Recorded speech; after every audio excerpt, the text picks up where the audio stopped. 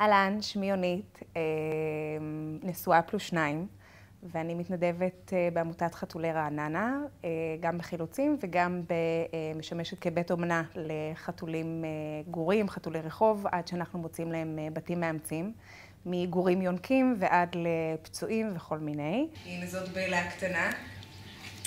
רונן המחלץ שלנו מצא אותה בצידי הכביש, ככה עם הידיים על הראש, מחכה שזה ייגמר. אסף אותה, לקח אותה לקבל טיפול ראשוני אצל וטרינר. ובמשך יומיים הסתובבה איתו ככה בתוך הכלוב, עד שהוא יצר איתי קשר שאני אקח אותה אליי לאומנה. והגיעה אליי מפוחדת ורזונת, והיום היא שובבה ושתלטנית ושולטת על הבית, מתוקה נורא. הנה, הגיעה אלינו, זה צוויץ. זה צוויץ שנמצא ברחוב עקיבא ברעננה על ידי פיצה. שובבי קטן גם כן, מתוק נורא. שניהם מורגלים לארגז חול, שניהם יודעים מה זה אוכל של חתולים. עוד קצת שעת משחק. מצליח לשחק קצת. זה החתול שלנו של הבית. תפימו האמת מצאנו כשהוא היה בן שבועיים, מצאנו אותו אפילו פחות.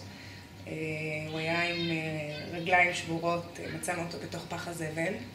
היום 9.5 שנים אחרי, להלן, שכח בכלל על מה ואיך היה בגורלו כשהוא היה קטן.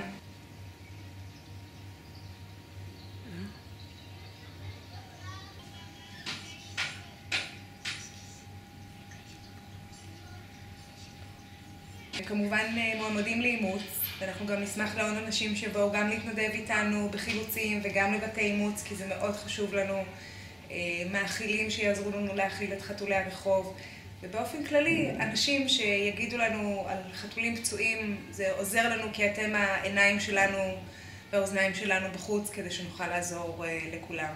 תרומות מתקבלות בברכה, זה עוזר לנו לעקר ולסרס ולמנוע התפשטות של עוד חתולים ועוד פצועים.